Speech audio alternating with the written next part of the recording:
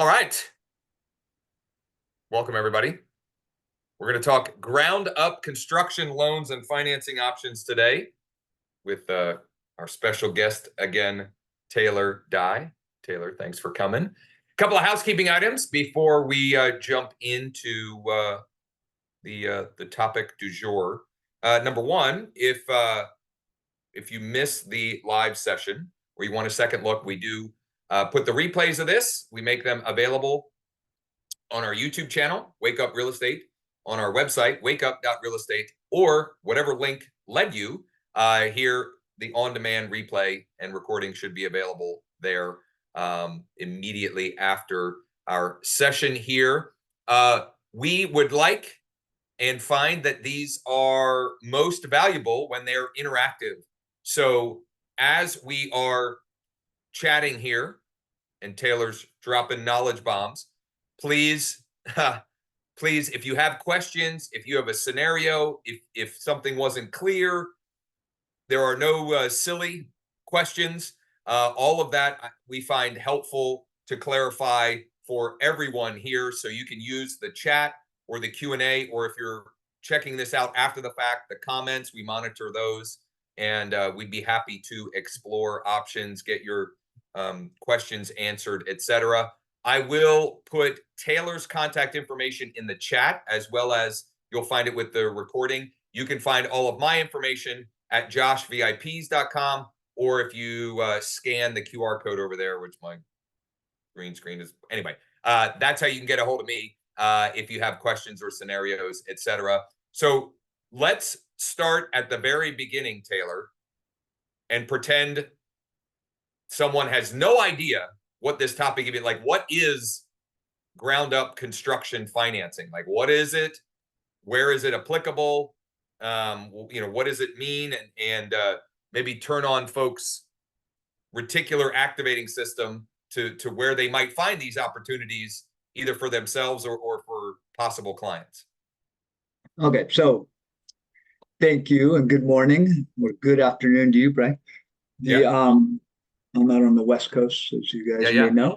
So the ground up construction to me is exactly like it sounds. You got a piece of ground and you want to build on it, right? Or you want to get a piece of land and build on it.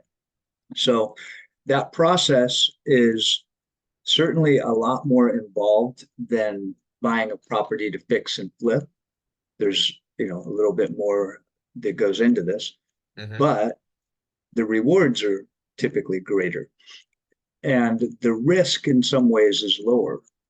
So I'll talk about a little bit of that, but just on a real high level, when you buy a fix and flip, you don't always know what you're getting into. Ain't that the truth? And that's why the lenders for fix and flip loans like to have that that lower ARV percentage, so that there can be some surprises and you still get out without too much damage. And so with new construction, the surprises are different, right? It may be a supply chain surprise, or it may be a crew that doesn't show up, that or walks off the job, whatever. Those are the types of things you deal with. Which can happen on fix and flip also. It can, exactly. Yes. But there, there's a lot more of the risk is under your control, so to speak, and so you have more opportunity to mitigate it. Plus, we have a huge housing shortage. I'm sure there's communities where there's plenty of houses, but for the most part, nationwide, we need more houses. And so that's why this sector is so popular right now. There's people are looking at it going, so I could put up a house and it would probably sell before it's even finished. And I'm running into builders doing that. They have a piece of land, put a sign up, and it's sold before they even build. I think you had a couple of Zoom conversations last week with builder developers in that very boat, did you not? Yeah, exactly. Out in Idaho. Yeah, and we have, what I see locally here in Central PA is very much the same thing, especially in the more affordable price range, right? The higher price, the more, call it luxury price range, they are sitting a little bit, but anything that is priced closer to the median, at least here in Central PA, that new construction, as you said, in many cases is sold before certificate of occupancy, before the place is finished. In fact, I just sold a property to some clients that was a new construction, that, was a small local developer builder. And they likely used the type of financing that we're talking about today to build it. And literally 3 days after they got the certificate of occupancy, we settled on it and it was done deal. And our folks were moving in. So, yeah, it's an exciting business and I like it. And it's really interesting, I think, to create things, to create a structure that could be there hundreds of years from now and, solving problems, making money, everybody's winning. So I like construction loans a lot. I like that space a lot. I think that in terms of getting into it, the learning curve is a little steeper, but I think also a lot of the people on the call are probably investors who have done fix and flips. So they've kind of cut their teeth somewhat in terms of putting together crews and permits and whatnot. But also there's probably a lot of realtors here. And realtors, when they approach small builders and, and can kind of put the deal together for them, so to speak, maybe it's, or maybe even a fix and flip client and, put together the deal for them, they're going to get the listing as well. So they may be getting the sale on the land, but they can also get the listing. That group I met with, like you just brought up, that was the arrangement. A realtor brought them to us and he gets the listings.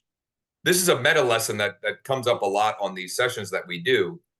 Most of you attending here are realtors or real estate agents. And for example, when we talked about DSCR loans a couple of weeks ago, one of the strategies that we recommended is you go and find the deals in your marketplace that would pencil, that would make sense from a DSCR loan perspective. You put together the deal and then you take it to your existing database, or you take it to your, and whatever, your market in general, wherever, whatever market you serve, and you can create opportunities out of thin air. You can do the same here. You don't have to be the one actually doing, getting the ground up financing or overseeing the building and developing. If you get good at sourcing, finding buildable pieces of land, getting in touch with Taylor so that you've got, the financing lined up, and then you go and bring that opportunity to some of the local builders or developers, you might get the land transaction and then also the listing at the back end, right? So you're playing the long game because, I would say, Taylor, what do you see? 9, 12, 15 months total, end to end? It really depends on the builder. Like an experienced builder building, a relatively simple, home that's going to be sold to the, the largest market. You got the low end homes, the luxury homes, but right in that sweet spot. Not a huge footprint, not a huge livable square footage, and turning the same model over and over. Maybe they flip the floor plan, whatever. But I have a guy in North Carolina. His build is 3 months. That's impressive. Yeah. That's great. But I would say, it's typically going to be longer, especially if it's a newer builder. So we got a great question in the Q&A box, but I also, I got a reply to the email that I sent inviting folks, agents to the call. Are we only, or is your wheelhouse only for the investor, builder, developer? Or what if someone wants to, they want to build it for themselves? Where would the best? So we can do. We can best direct those folks. We can do it both ways. For the purpose of this, webinar, I was thinking more in terms of the spec builders. But people, you can build to hold and rent. You can build to flip, which is spec homes, or you could build to occupy it. Now, I'm not licensed to do owner-occupied builds in all the states, but we, as a team, Yeah. always have somebody that's typically available in about 48 states. So, so yeah, that's an option. And even we just got a new lender that is, you know, offering owner-occupied construction loans. Okay. So, So if you have a scenario like that, just reach out to me. We'll have a conversation, and I can determine the best direction to point you after we can get some more information and details. Roger asked a great question. What about a buyer who wants a model that a builder has to be built on a lot that she has, that includes tearing down of the existing property, and the well and septic is already in place? so hold on. Let's back up a little bit to answer that question. Okay. So let's talk about the whole process. And there's a question I saw came in about finding the land, right? Mm-hmm. So the loans that we offer are for shovel ready projects. Okay. This is not, you're going to buy 10 acres and it's forested and one day it would make a great subdivision. This is typically either you've already bought that land and cleared it and have the permits ready and you're ready to go, or it's an infill lot and and it's just, you've got the permits issued, you're ready to go. Mm-hmm. So this is not, what they might call entitlement lending, where you're going to get money to buy the land and a loan for all the entitlements, which is the permits and tests, soil tests, and everything that would go in engineering, all the things that go into land before you build, the horizontal improvements. So these loans are for the vertical building. And so the question about how you would find the lots or the land to build on, typically it would be the infill lots, the lots that are already in a subdivision that haven't been built on yet. Mm-hmm. Or the more ambitious can go the route of buying outside of that and developing it, but developing like a subdivision, so to speak. But that is a little more involved, and also a lot more involved. And when you get into just land out in the middle of nowhere and it's rural, there's not a lot of population. It's going to be hard to get comps on it. It's going to be riskier to the lenders and to the builder. Yeah. So, in the case that you brought up, there's where it's a tear down, you got to raise the house and then build on that, I assume, on the foundation that was there, and you've got the septic and sewer tie-ins and everything. It's if that foundation is sound and can be permitted to build on again, and the septic is in working order and has the right capacity for what's going to be built there, and the water tie-ins work, then that would be doable. But again, all of that would have to be part of the due diligence before our loans come into place. Yeah. And but it's absolutely doable and a great idea for the right scenario, not necessarily all across the board. There could be a home that's got to be torn down, but it's on a deteriorated foundation, or it's not the right dimensions for what you want to build. Or the septic system could be old and no longer capable of passing inspection. Yeah, we have some past sessions, some content that we've created over the past few years for those that are interested in how to identify potentially buildable lots and market to them, typically including direct mail, even with direct mail pieces. I've had some success with that, quite honestly. It's one of the many things that I think I wonder, like, why did I stop doing that? It was working so well. I figured out something else to do. I don't know. But what we'll do is, with the replay of this, we'll pull together some of those examples, where we would, might find the data, and then how to market to those owners to see if, you know, they'd be willing to make a deal. And again, when you're proactively playing the problem solver or proactively creating the opportunities, I mean, that's really what entrepreneurship is about, right? You're, as Taylor mentioned, like, you're solving a problem. You're using, you know, those problem solving skills and creativity to put something together where it may not have been before. And it's pretty cool to participate in that, even if you're not the one necessarily that's going to do the building or developing of the property. You could still play a big role in that. And obviously, I think it's a bigger opportunity, certain areas and certain, you know, markets than others. But I would say almost in every market there is, you know, that opportunity on some level. Juan, do you fund in New Jersey? We are licensed in New Jersey.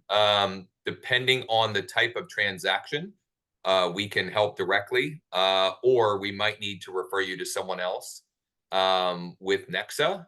If you just go to joshvips.com, Juan, and if you want to shoot me a text message or schedule a time to chat, I'd be happy to see, you know, to get more information about what you're looking for or what your client is looking for, and what direction to point you in. Roger says, update, the lot is in Lewes. So this is obviously, this isn't a theoretical scenario. This is a real world scenario. The lot is in Lewes, Delaware. Many houses are on slabs, not on basements, so it would be on a slab. That's probably helpful. I mean, it probably, you know, makes it a little bit easier. And Roger, I mean, we'd be happy to explore that scenario to see what we, you know, what or how we might help and you know, help facilitate making that happen. So all right, so we're looking for what did you call it? How did you describe it? The buildable lots, where you just put the shovel in the ground. What's that? Infill lots. The infill lots, but you used a phrase there that I hadn't heard before, like that they were, I don't know, something with the shovel ready. Shovel ready. Yeah. Okay. Yeah. Shovel ready projects. You know, we're looking for shovel ready projects. We'll have to put that in the notes as well. Shovel ready projects.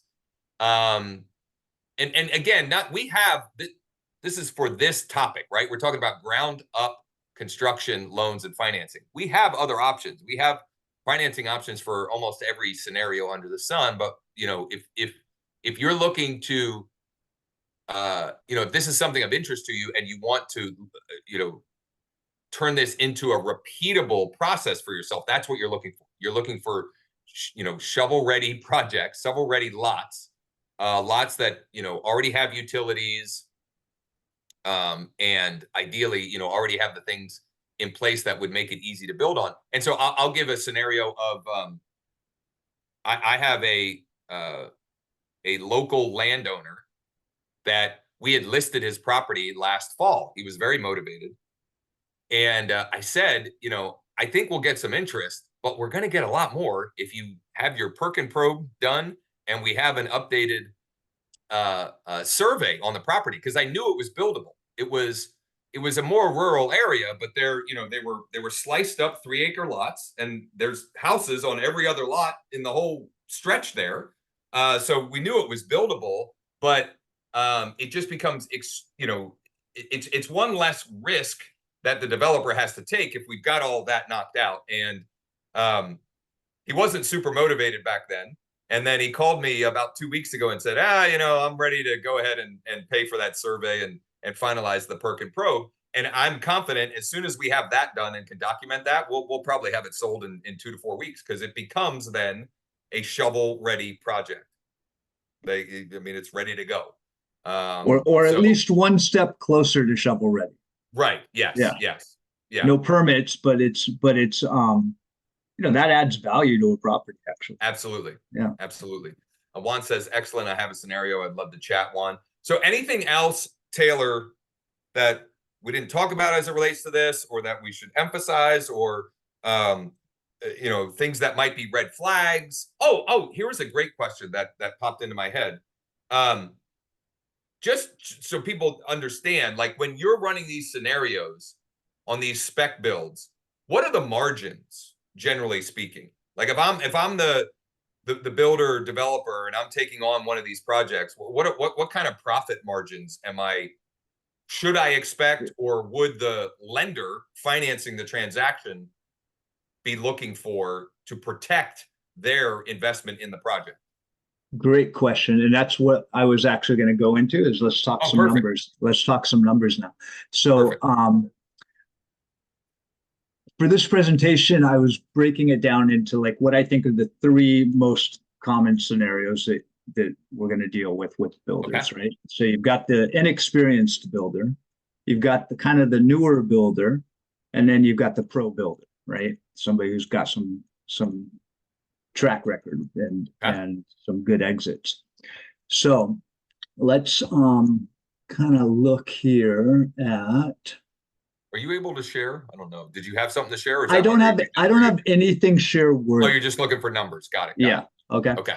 So just to kind of first, let's set something up. So in this side of the business, it's not for the investor builder who is trying to, at least what we offer is, it's not for the investor builder who really doesn't have any assets, has a low net worth, doesn't have any liquidity, and they're looking to, kind of get into zero financing builds, right? There are 100% financing ground up construction loans, but you still have to have reserves, and you still have to acquire the land, and you still have to get it shovel ready, which is, depending on the property and the jurisdiction, it could be expensive, right? In California, that could be $100,000 in permits and that entitlement process or more. So that's, first of all, it's not for people with bad credit. It's not for people that are just trying to kind of get 100% financing because they need it. It's more for the people that are looking for leverage because they want it. Yeah. Okay. So the minimum score typically is going to be 680. There are some exceptions to that, but 680 is kind of where most of the lenders are sitting as their minimum score. And in terms of the amount that would be financeable, so let's say 80% loan to cost. Okay. And if you're starting with, we're going to acquire the land, right? That land counts towards that 20% you have to have skin in the game. Does that make sense? Mm-hmm. Yep. Okay. Yep. All right. So, and this is, I'm kind of talking more on the new builder program right now. And that would be somebody who has two completed projects, homes they've built, or two investment properties, or two fix and flips, somebody with some experience. And if they don't have experience, they're going to need a general contractor, and we can lean on their experience. So a general contractor that has successfully built some homes. Okay. So that's kind of the newer loan. That's a 12 to 18 months term. Loan amounts from 100,000 to 1.5 million. And like I said, loan to cost of about 80%. Shovel ready projects, and the margin you're talking about, they want to see the maximum loan amount at around 70% or better, 70% or less of the after repair value. So the way that works is you get completed value. After completed value. Yeah, a lot of them still use the ARV terminology for whatever reason, but it's still basically you're getting an appraisal on that project subject to what you're going to build, and their loan is going to be constrained at 70% of that. So 70% of that means you got a 30% gross profit margin. Okay. So 500,000, 70% of 500 is, I shouldn't try and do math here. That would be 350. Yeah.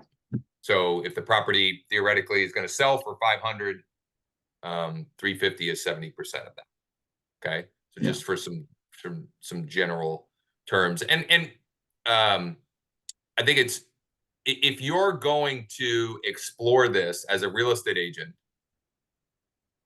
I think, you know, the perspective I would take is, if you can find deals for the builders that are already in the market and doing these, if you can be the deal source for them, just like an investor, a fix and flip investor, or a burr investor, like if you can find the deal, they're always looking for deals, right? Like, Yeah.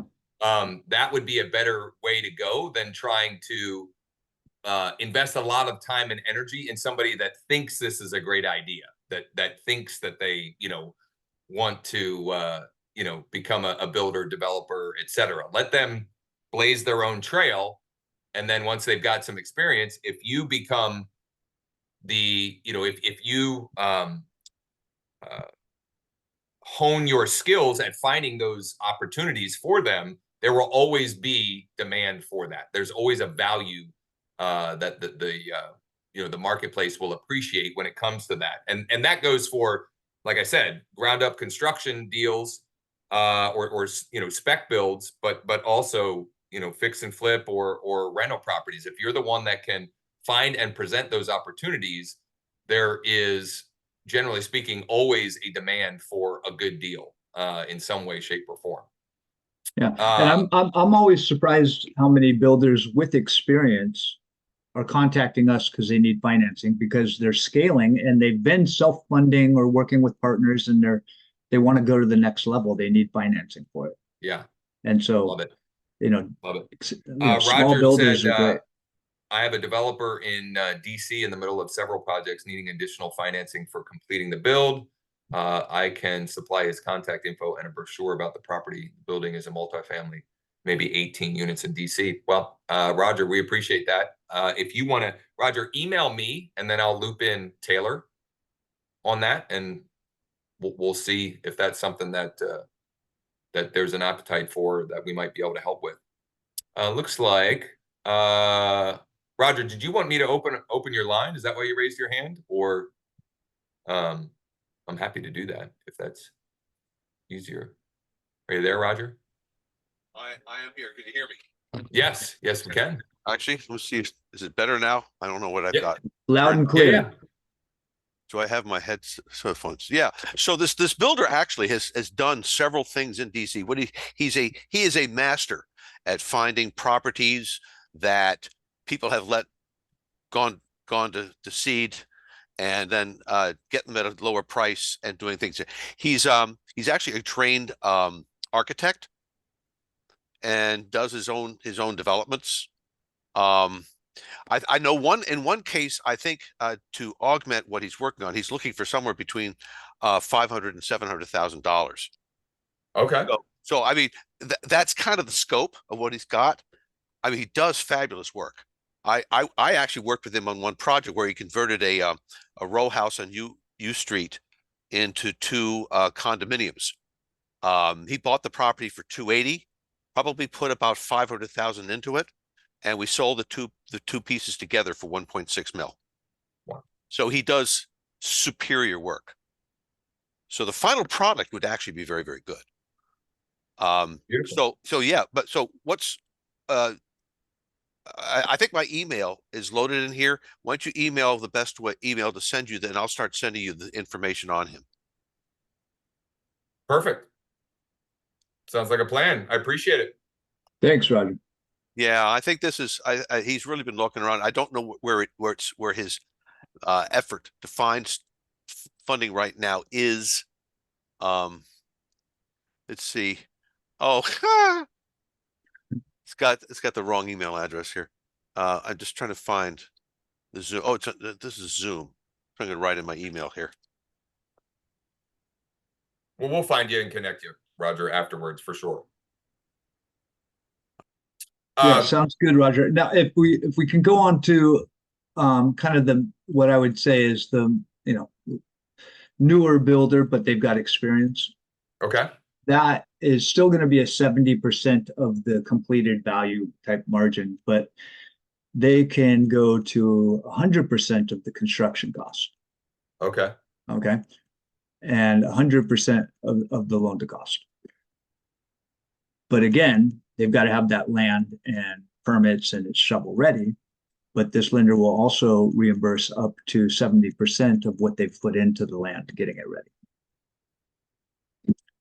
So they're looking for two projects, two successful builds, and that's a good option because we're getting higher leverage, but we still have to hit that 70% ARV or completed value limit. Okay. And then the what I would consider like more of the pro builder option is a small bank that just does construction loans nationwide that we've hooked up with. And what I like about them is they really reward the more experienced builders. They have a much lower ARV. Like, for example, somebody who's, they grade it with levels is how they underwrite it, but it's basically the ARV or loan to value, however you want to look at it, could be as low as 55%. So that's why I say they're really more for the more experienced builders. So for example, somebody with 8 builds, they're going to get a loan to cost of 80% with a 65% ARV. And that's 8 builds in the last 10 years. So going back to 2014. Okay. And what I like about them though, is the more builds you have, the better the terms get. And their rate starts at 6.99, which is a great rate. This is more of a bank loan than, our other loans are more private money type loans.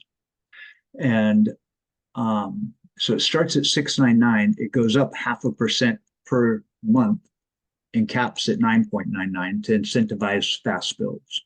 Yeah. There's no interest during the construction period, no interest payments, and all of their fees are paid on exit. So it's a loan that's really popular with the builders doing more volume and building fast. Love it. Love it. So regardless of the situation or scenario, we do have options. If you're going to invest your time and energy into sourcing these opportunities, I would also recommend investing your time and energy on the ones that are for lack of a better term, the pros, right? The folks that have experience, and will be able to get the deal done and honestly get it turned fast as well. It gets you a listing opportunity faster if you're able to to work that piece of the puzzle out as well. I did put Taylor's contact info in the webinar chat. If you have questions for me or scenarios for me, you can go to joshvips.com or you can scan the QR code. Is there anything else, Taylor, as it relates to this that we didn't cover? I would say looking for opportunities to take advantage of this would be looking at maybe properties you've sold in the past that were on a double lot that could be split, or a fix and flip client of yours that is looking for properties, maybe targeting properties that are on double lots. I love that. So fixing up one of them and then doing the subdivision and building on that free lot.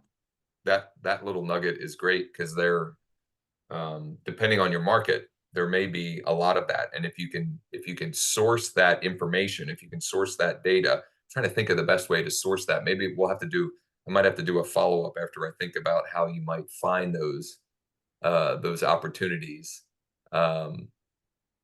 What data provider might have that, but I love that as a strategy, right? It's almost like it's kind of similar to finding lots or opportunities where you can add the ADU to it, right? Right. Same concept, but different application. So good stuff. If Juan, I would love to connect and chat with you about your scenario. Taylor's information is in the chat. We'll also make sure that it's with the replay wherever you may watch it after the fact. You can connect with me at joshvips.com or just scan the QR code or just message me on Facebook or IG or wherever you prefer to communicate, and I'm happy to get back to you. Taylor, as always, thank you for spending some time with us today, and we look forward to hopefully chatting and working with some of you real soon on whether it be a ground-up construction scenario or a DSCR loan or a fix and flip, or even if you have clients that need traditional financing, we can help with any and all of that. Get with me, and I will get you with the best team member based upon the scenario that you have that you're looking for help on. Thanks again, and everybody, make the best of the rest of your day. Thanks, Josh.